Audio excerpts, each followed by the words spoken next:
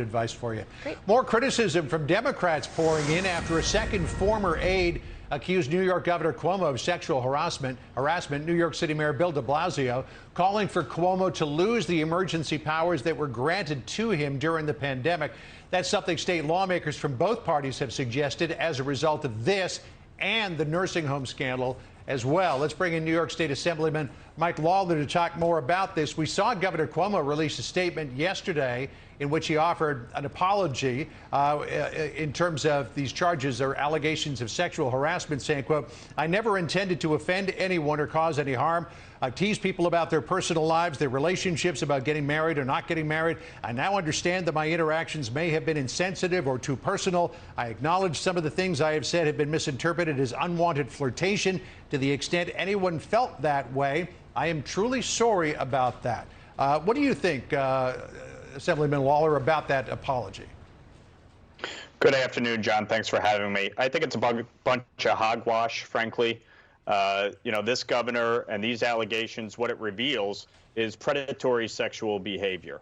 The allegations by Lindsey Boylan and Charlotte Bennett show a governor who preyed upon women, female staffers in his office, and had staff that was complicit in helping him do so.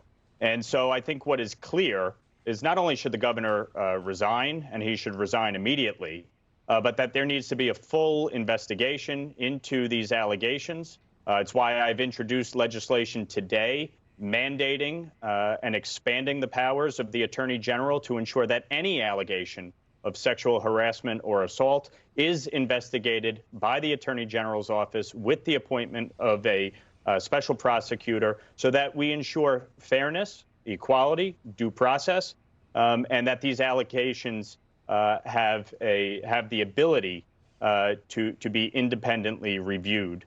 The governor should never, ever have the ability to appoint his own investigator, as he tried to do and was rightly pushed back on by nearly every member of the legislature and beyond. And I think what it also shows, John, as I've been calling on for weeks now, is the need to rein in this governor's emergency executive powers, revoke them immediately. Today, we will be pushing once again to do so, and I hope my colleagues in the majority will, in fact, do so today. In terms of the statement of apology that was issued by the governor yesterday, you are not alone in your description of it being hogwash. Listen to what the mayor of New York City, Bill de Blasio, said about it earlier today. That's not an apology. He seemed to be saying, "Oh, I was just kidding around." You know, sexual harassment is not funny. It's serious and it has to be taken seriously. And he just clearly was letting himself off the hook. Now, of course, in this country, you are innocent until proven guilty. The Assembly is trying to strip him of the emergency COVID powers, as you suggested a moment ago. They would expire anyway at the end of April. But if it is found that the governor did sexually harass one or more of these women, what should happen then? So I never thought I'd say this, but I agree with Mayor Bill de Blasio. And the reality here is this. When you look at the allegations, as I said, they reveal a predatory sexual behavior and a complicity of staff.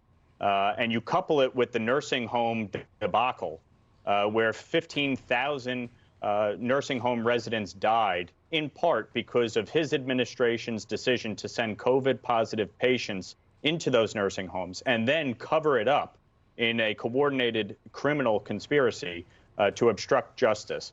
I think it is clear that this governor is no longer able to govern and that he should immediately resign from office. And if he is unwilling to do so, the legislature should move to impeach him. I think the investigation will obviously go on in a parallel track. But I think we have to keep in mind, obviously, it's not just the sexual harassment allegations. It is what they did with the nursing homes. That is why, together, he must resign immediately. And if he chooses not to, the legislature must impeach him. Assemblyman Mike Lawler, good to talk to you today. Thanks so much for joining us. And Sandra, you know, it's not just Republicans in the state of New York who are looking at this and saying, you know, something needs to happen. It's also Democrats, and to, you know, Kirsten Gillibrand among them, but also to the far left, progressives who it looks like at this point are using this as some leverage to try to, at the very least, keep Cuomo from running for an unprecedented fourth term. And the New York Post cover this morning, John, we woke up to this. Hey, I'm a funny guy, says the New York Post. Cuomo's excuse for sexual harassment, it was a joke. The paper asked, is he kidding? He can't be serious, the first line of that story this morning. So.